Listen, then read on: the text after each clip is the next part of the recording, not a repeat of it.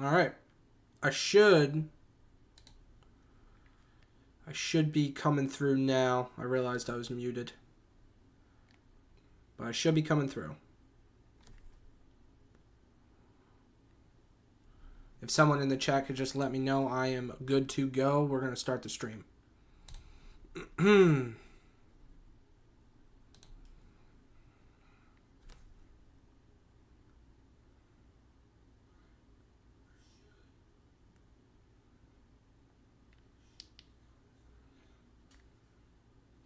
All right. So we got a couple big topics that we're going to be going through in today's stream. Obviously, you can see on the side there, the transfer window has been absolutely bonkers. So yeah, well, I can't wait to get into it. Obviously, to kick it off first, the Hugo Ekitike to Liverpool is official at this point. It seems as though Ekitike at this point is going to be going to Anfield for roughly around 100 million euros or pounds. I'll be honest with you, being an American, every damn time it gets to the currency topic of how much it's in euros, how much it is in Great British pounds, it confuses me. But it seems like once you get to the point of 80 to 100 million, I don't even think it matters. Especially if you're crossing over 100 million, is there really a difference between only a couple million at that point? But yeah, obviously this whole thing, I've talked about it in previous videos. I've talked about it in previous streams. It began with Liverpool or Newcastle coming out and saying that they were interested in Ekitike. Obviously, Liverpool has been linked with and interested in Alexander Isak for quite some time.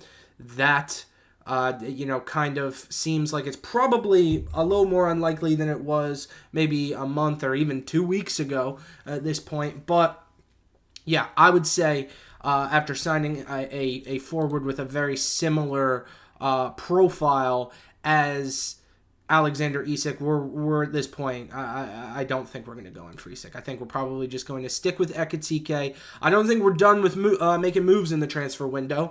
Obviously, we've been linked with the likes of Rodrigo from Real Madrid.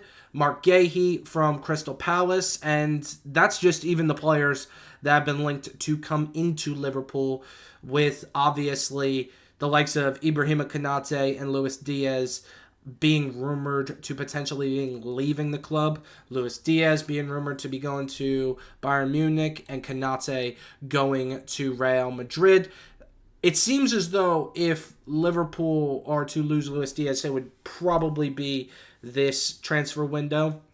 And the big thing that's crazy for me with that one is that Diaz is rumored to leave Liverpool every single season. Like, that's not even a joke. Every single season, we get told that Luis Diaz, I believe it was the beginning of last year, that it's like, oh, Diaz is going to be going to Manchester City, he was rumored with. And obviously that didn't go through. So I look at the whole Liverpool thing. We've obviously made some great moves. Wirtz, Frimpong, Kirkez, Ekitike now at this point.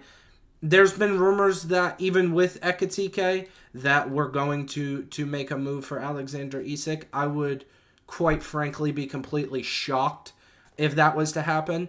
I don't see. I was shocked when Newcastle were rumored to be going into Ekitike when they've made it apparent that they just want to keep Alexander Isak because the two of them have such a similar playing profile.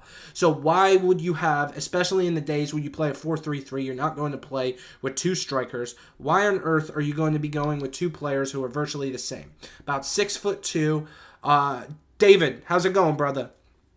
Thanks for joining us. Why would we be going for two players that have extremely similar player profiles and you're going to play a 4-3-3? Obviously, because we've just re-signed Mohamed Salah to a 2-year deal. I don't get it. It doesn't make any sense to me. I think Ekitike, we're shelling out £100 million for him. I don't see us going for Isak. But, we'll just have to wait and see. It could... I don't think we're done this transfer window. I think if we were to move for Alexander Isak, I think obviously Darwin Núñez's time with the club is done at that point. And I've been on the record saying that I don't think Núñez is going to leave Liverpool. I think he's going to stay. I think he just performed quite well for us. In a friendly against Stoke, scoring a hat trick inside I think it was 15 minutes or something along those lines. So, Liverpool look good right now. I'm excited about the Ekitike one. I won't lie, I made a extremely clickbaity video the other day where I literally just talked about how Ekitike was better than Isak. I even got called out in the comments about how it was clickbait. I don't really care. I obviously don't think Ekitike is better than Isak. He hasn't proven himself at this level yet, while Frankfurt might be a good team. I just don't think playing at the Premier League, playing at that level, you can compare him. And then obviously, like I mentioned, Rodrigo's been rumored with Liverpool. I don't think that that's real. I think that that's somewhat of a rumor that's going about. I don't even see Rodrigo leaving Real Madrid, and if he does, maybe he goes to. I could see him going to the likes of a Bayern Munich, but we will just have to wait and see. And now, obviously, we're going to be moving on to probably the reason I decided to get on stream today and talk. Gyökeres has officially been. The transfer, we got the here we go for Gyökeres to go to Arsenal. Hat-trick. Darwin scored a hat-trick in 10 minutes, was a pleasant surprise. Yeah, it was against Stoke and behind closed doors. Yeah, so we will have to see how he does, and if we're going to keep him and how he does going forward, David. But, like I said, we have official here we go from Fabrizio Romano that... Gyökeres will be going to Arsenal in the upcoming season. I believe the transfer for Gyökeres has been reported for approximately 65 million euros, a potential of like a 10 million euro add-on too, I believe. I don't love this transfer. I really don't. And obviously because it's Arsenal, because it's Liverpool, I think we get compared all the time, and everyone's talking about how sought after Gyökeres was in this transfer window, and obviously Arsenal paid 65 million, while we've paid upwards of 100 million. But I think people are just neglecting the fact that we paid 100 million for a 23-year-old, and Arsenal are shelling out 65 million for a guy who's 27 and hasn't played at this level yet. Obviously, I know he's played for Coventry in the Championship before, but it's a completely different level once you come to the Premier League. If it was okay, if Arsenal had made some moves, including Gyökeres and maybe some other big just signings that really catch you. I feel every signing Arsenal has made this transfer window is somewhat of a risk. And now you can make an argument that any transfer is a risk, right? All of Liverpool's transfers are risky, but Frimpong has done well with Leverkusen. Didn't lose almost a single game in an entire season with Leverkusen. That same thing goes for Florian Wirtz, obviously. And then you take Kerkez, we've seen play in the Premier League for Bournemouth. He was tremendous last season, and everyone wanted him. That any club that needed a left back.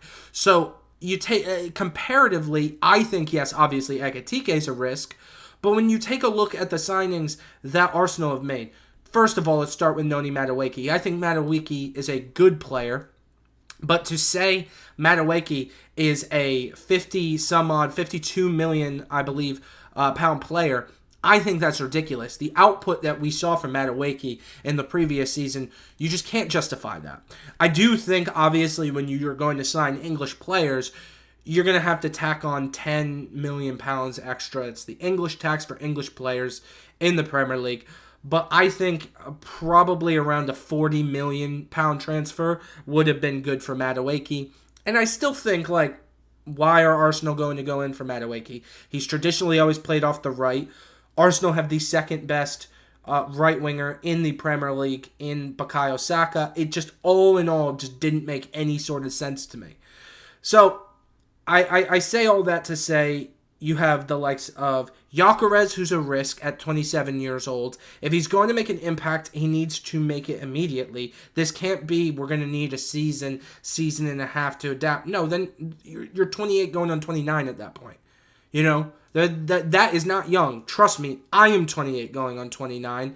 When you tell people you're turning 29 years old nowadays, they seem to act as though you're father time. It's outrageous. Don't even get me started on that. But they're signing a 27-year-old who hasn't been proven at this level and needs to make an impact immediately. And this is a position that Arsenal needed. We've been talking for seasons about how Arsenal need to go in for a striker. If you ask me, I don't think that Gyökeres, in my personal opinion, is the right answer. They wanted Alexander Isak. You can't tell me that isn't the case. And yeah. So here we go. We got a couple chats here.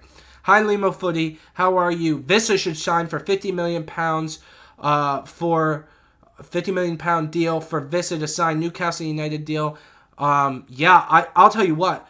Newcastle United, if they went in for Vissa, that would be a very good signing. I think that's what you're getting at. I think Vissa would be a really, really good signing. $50 million might be a little bit of a higher price tag than I think he might be worth. But, again, if he was to have been in that let's say 40 million pounds range, I would think that would probably make a little bit more sense. But, hey, England scored against Italy in the 90 plus 5 minute. Yeah, wow. That's crazy. Is that game going on right now? David, you gotta let me know down below in the chat. Definitely.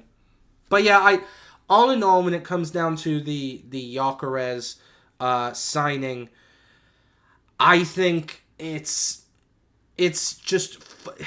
too much of a risk that Arsenal, if they're only going to be going for Gyökeres, and they may not be. When you see the price tag of 65 million, maybe Arsenal are going to go in for another striker. But then I look at the other options that are available in the Premier League, or just in football in general. who is out there that's really going to shake things up for Arsenal and really going to have that impact now? Really, it would just be Isak, who I don't think that that's going to be the case.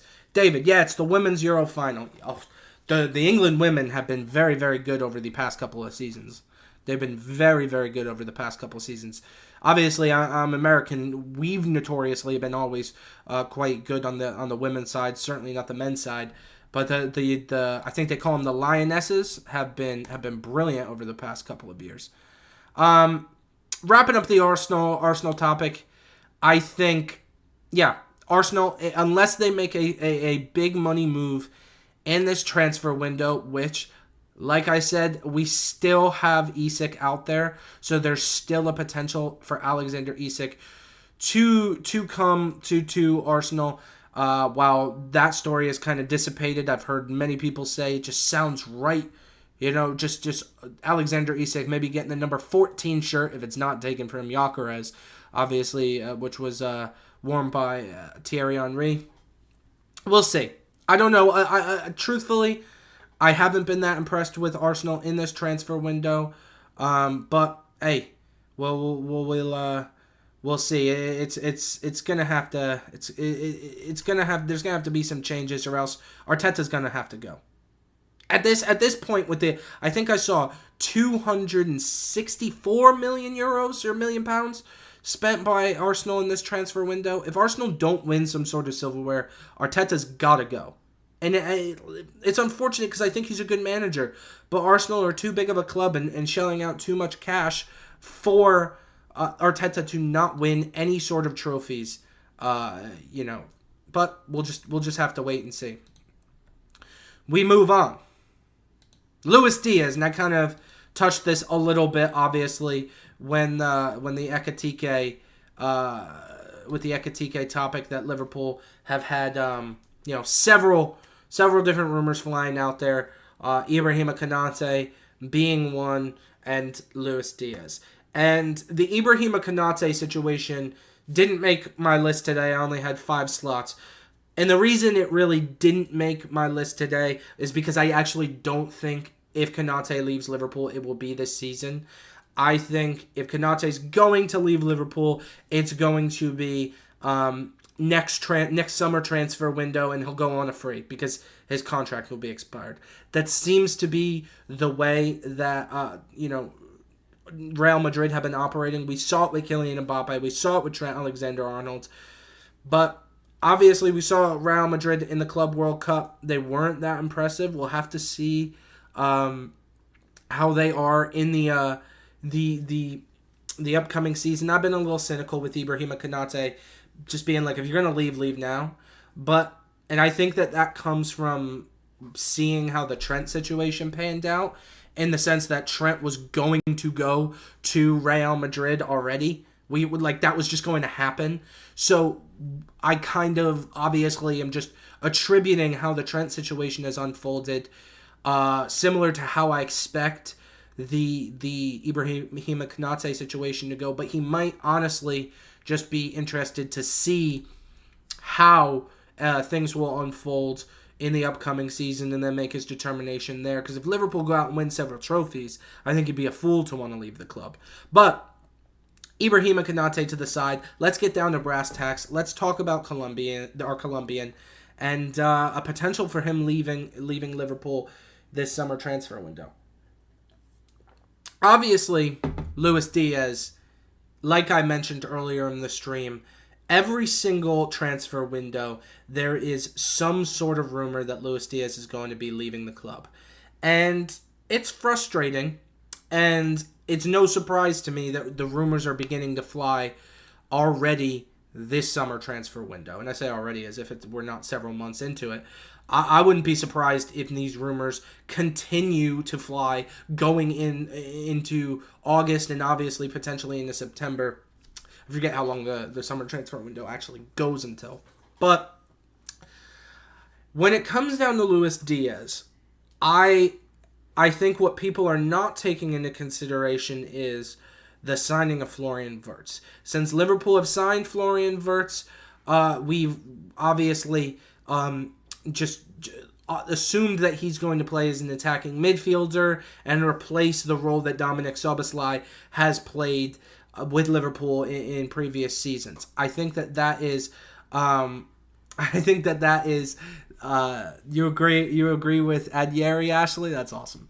I think that just assuming that Wirtz is going to slot into that attacking midfield role might be a little bit, I don't want to say ignorant of us Liverpool fans, but we might not be looking at it from a full transparency of how he could fit into this Liverpool team, because we've seen the likes of Luis Diaz obviously play, or rather Florian Wirtz play as a left winger in the past for Bayer Leverkusen, and I think that could be a potential. And I think that with these rumors going around about Luis Diaz going to Bayern Munich, there is a potential that maybe Arne Slot has had a conversation with Luis Diaz to say, your starting position is not guaranteed going into this next season. Cody Gakpo was playing quite well for Liverpool towards the end of the previous season. And then obviously Wirtz is very dynamic. We've seen him play as number 10. We've seen him play as a false 9. And we've seen him play off of the left. So I wonder if Luis Diaz at this point is saying, well, obviously, Liverpool are a big club. I love playing at Liverpool. But if I can't be guaranteed first-team football immediately with Liverpool, is it smart for me to try to look for other options going into this upcoming season? And obviously, Bayern have come alive and said that they're interested, and there's been rumors that there's been conversations between the clubs. Barcelona has been a huge target for the likes of Luis Diaz in the past. That's always been a rumor, outside of the fact that obviously we've seen the Manchester City rumor in the past. I think that's unlikely. Barcelona have always been rumored with Luis Diaz, but I think with the signing of Marcus Rashford to Barcelona, I don't see it being likely that Diaz would go to Barca, and that rumor has seemed to somewhat dissipate, although it's been quite popular in the past. It seems like it's Bayern Munich. It seems like there's potential, and it seems like it could go for upwards of in the 70s and 80 million pounds. I think that's a pretty fair price for Luis Diaz, if I'm being honest. We'll have to wait and see. At this point, like I said, with the rumors always swirling around Diaz, it's hard to say that it's going to happen, because this happens all the time. Good stream, but I think that you're forgetting the fact that Sweden play Gyökeres through the middle and Isak on the left was also Sweden's top scorer in the Nations League. That's interesting. And given the fact that the two of them are Swedish, could be a big motivating factor for maybe the fact that the two of them want to play together. Gavin, that's really interesting. I actually didn't know that. I watched Sweden play, but I'm obviously not that abreast on how they fit the two of them into a system together. Obviously, with both of their caliber, but that would be really interesting. But what would really interest me about that, to be honest with you, Gavin, is if Alexander Isak really wants to play off of the left. Or is it a situation that we've seen him obviously get accustomed to playing as a center forward in the Premier League thus far? We'll just have to wait and see. David, did you say Rashford signed for Barca? Yeah, Fabrizio Romano's reported that Marcus Rashford's going to be signing a loan deal with an option to buy with Barcelona. Apparently his touchdown in Barca, I think it's potentially just, at this point, medical and finishing up the final details of the contract. And then it is going to be finalized. But it got the here we go. I'm Swedish, by the way, LOL. David, there you go. David, you're going to be our go-to guy about how we see this Alexander Isak situation panning out, and if he's going to be joining Gyökeres at Arsenal, coming to Liverpool, or if he's going to stay put in Newcastle. Because, we need to know. These are the hard-hitting facts. And I believe you're a Liverpool fan as well, David, right? Let me know down below in the chat. But we move on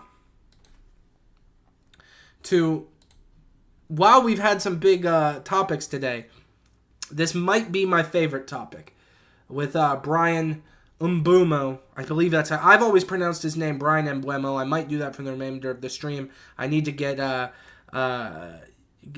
used to that.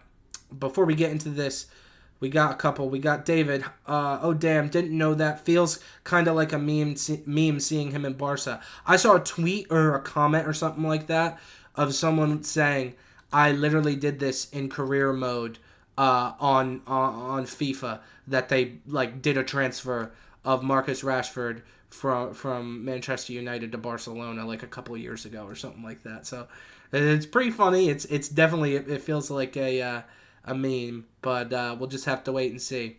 Yeah, I'm a big LFC fan. I knew you were. I just wanted to double check. I didn't want to make that mistake. So hopefully we can bring in Isak as well. And you won't see, like Gavin said before, the Swedes partnering up at the Emirates, because I'll tell you what, I feel as though we're the heavy favorites to win the Premier League this season.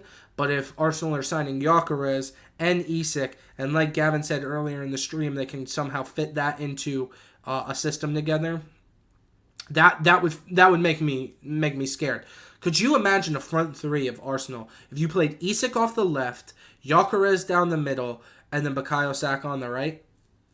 And then even if Gyökeres does, let's say, fail, right? You put Isak down the middle, and then you could play Madueke off the left. Well, I know he obviously plays off the right more often with Chelsea, but I really hope that's not the case, because my whole theory, and you can see from the title of the stream, is that Arsenal have not been that good this transfer window. But if they're able to get both Gyökeres and Alexander Isak, that scares me. That, just being completely frank. But we move on to Manchester United, which is an interesting topic, and I have an interesting take when it comes to Manchester United. Pardon me, I went for a run, tripped, and skinned the skin off of my hands. I know people are probably looking at me like I have some skin-eating disease of some sort. Bryan Mbeumo signed with Manchester United. I forget. Hey, Limo. Oh, hi, Connor. Is that the Connor Woods? That's gotta be.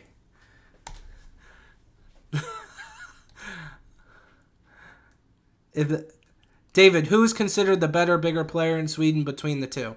I would have to say it's gotta be Isak. I know you're asking David, but that's gotta be Isak.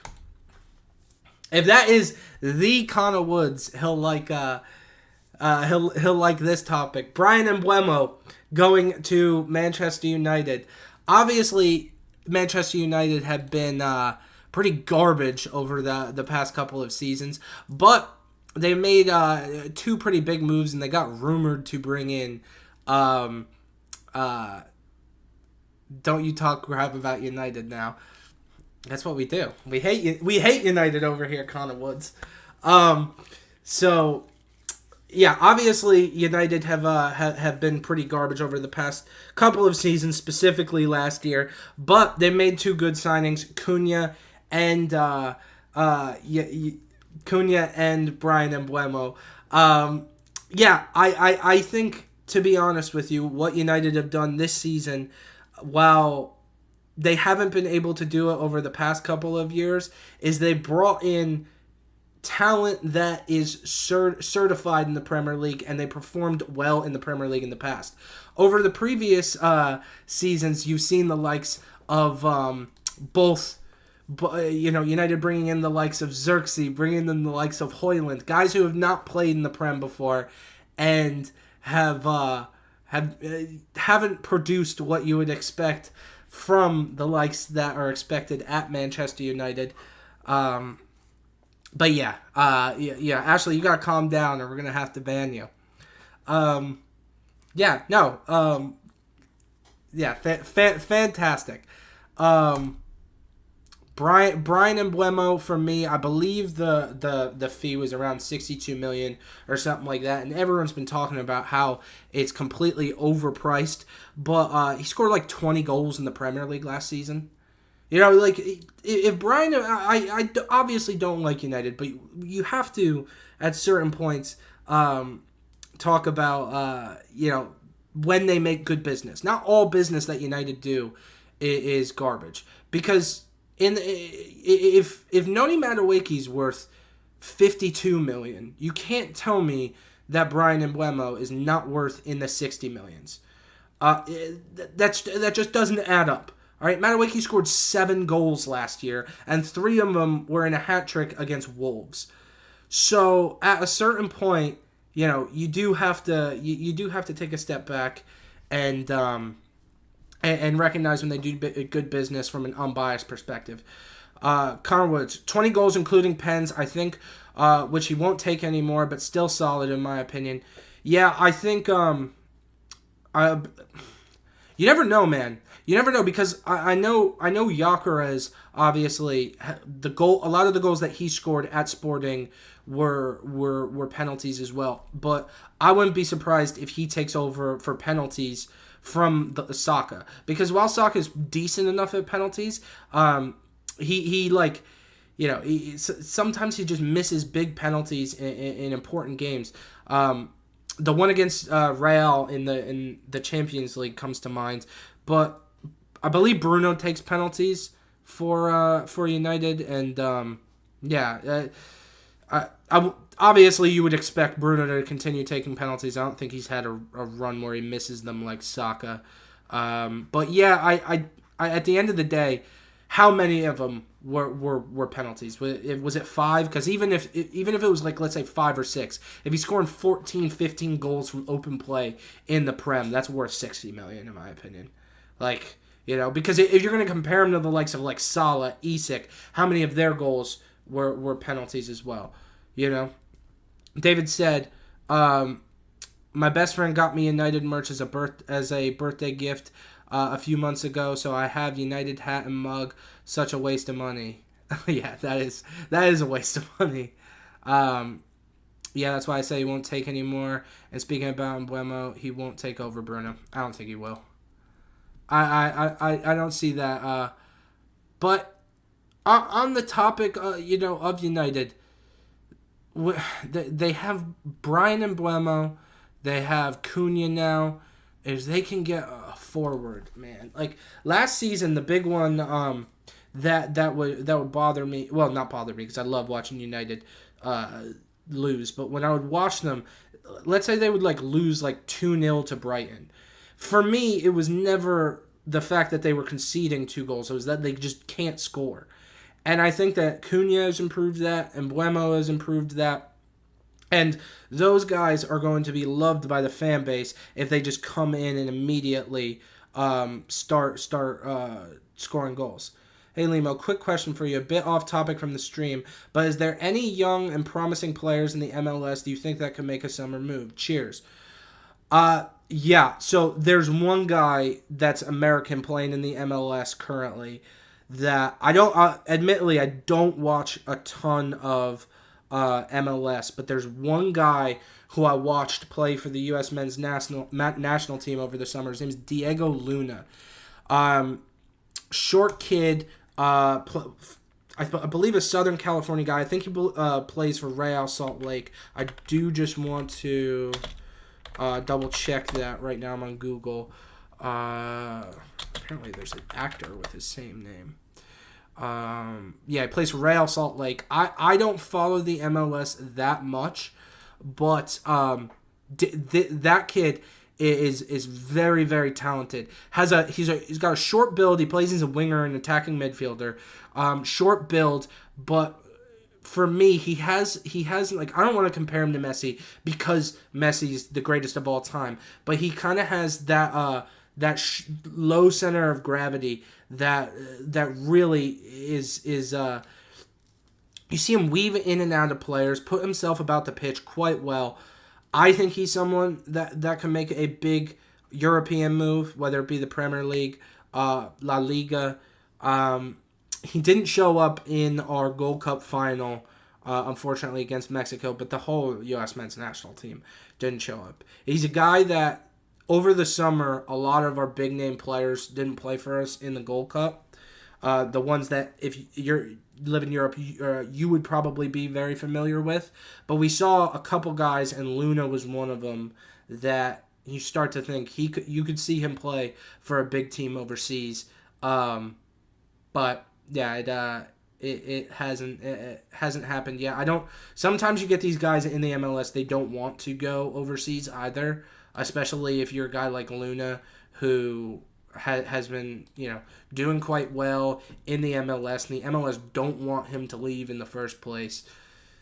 I wouldn't be surprised if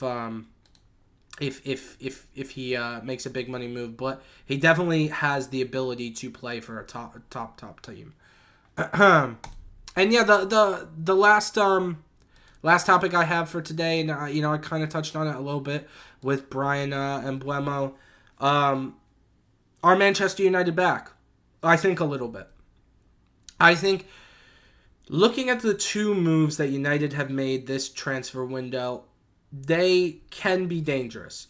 The likes of Emblemo and Cunha I've obviously talked about. I think United are one signing away, one maybe two signings away from, I don't know if they're not going to push for top 4. That expectation's got to come down.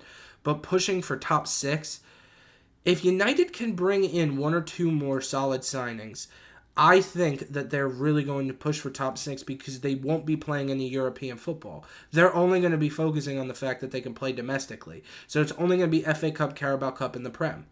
And when you take those extra minutes away from these guys, you don't really need the depth that the likes of a Liverpool, Tottenham, Chelsea, Arsenal, City need, Newcastle even.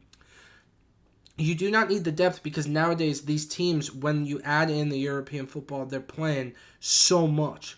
Whereas if you take that away from United, and they don't have to worry about it, the requirement for them to build depth isn't as necessary. They need to get guys in that can play regular first-team football in the Prem and the domestic cups, and I think we'll see a big improvement. If they can get goals, I think United will do well. And the moves they've made thus far, in my opinion, have proved that they've brought in guys that can get goals.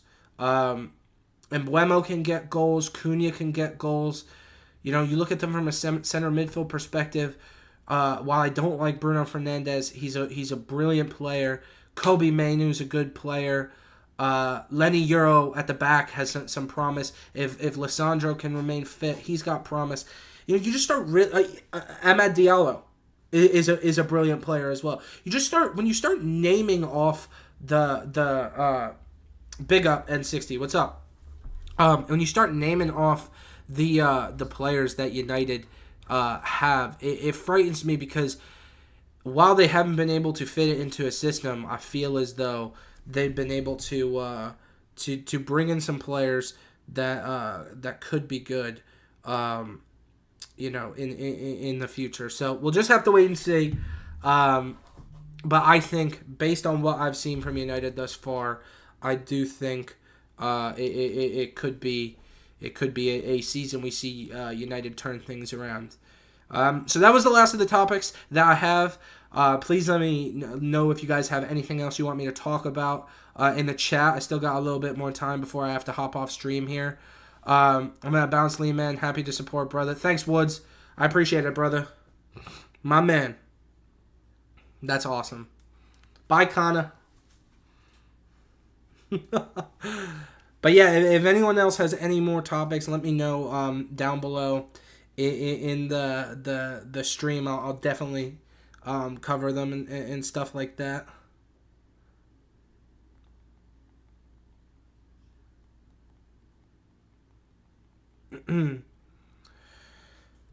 All right, we got Ed Yeri again. Vissa 50 million in Newcastle. Newcastle's got to they've got to make some improvements, man. If they lose Isak, there's always been a threat of Anthony Gordon leaving as well. So we'll have to wait and see. Yeah, we shall see. You know. Did I see the pens from England, Sweden? I did not. I did not. I haven't been following the women's Euros as much, just because I'm American. I always follow the women's game a little bit more in the competition when our women are in it. So like the likes of the World Cup and stuff like that. Euros I haven't been following as much. Gavin, United, in my opinion, are a big club in crisis. They have made a few brilliant signings this window, but they need a goalkeeper and a striker and a player with a lot of energy in that midfield. Yeah, I agree. The goalkeeper is the craziest one for me. He's got to go. There was a while there where I actually there was a while there where I thought that he could turn it around. He obviously was pretty good with Inter, but you know we'll have to wait and see if they bring in a goalkeeper. I don't think he's the option long term, but yeah. I don't know. United have only made one signing so far, no. So they've signed Cunha and Mbeumo. They signed Cunha from Wolves and Brian Mbeumo. Energetic midfielder I could see you know, they like to play with two midfielders though, and I don't know how that will work. Unpopular opinion, but I would have sold Bruno to fund the rebuild. 100 million from Saudi for a player of his age is crazy. I agree, but I don't think he wanted to leave, and I kind of respect that from Bruno that he didn't want to leave, because I think if he's going to leave United, he should go to a team where he's going to have, you know, some level of aspirations at winning trophies and stuff like that. But yeah, I think 100 million. If United were to bring in 100 million at this point, that would help the club so much, so much. Like the problem though is getting rid. You agree with Gavin, David? Yeah. The problem is if you get rid of Bruno, I think that leaves a huge hole in their midfield. Granted, they can replace it with the £100 million they're going to get from him, but you know, it always could flop. You know, we're talking about how many of these players, you know, in this transfer window, and it's a little bit of a risk, but you know, the 100 million is damn near like a complete rebuild. But when you sell a player for £100 million, right? Let's look at like how when Gareth Bale left Tottenham Hotspur, they spent the money that they got from Bale on like 6 different players, and it you know they didn't do well. It didn't have the same effect. So we'll have to wait and see. You know, we'll have to wait and see. I think I could definitely see you know United making you know some changes. But thank you guys very, very much for joining me on the stream. I'll probably try to fit another one in at some point this week. If you haven't already, make sure to like, comment, subscribe. Click the notification bell so you know every time I drop a new video. Follow me on Twitter. Follow me on TikTok. Yeah, thank you guys. United should give Højlund more game time, and United might actually be good. David, I usually agree with you, but I don't know about that. Thank you guys very much. I'll see you on the next one. Peace.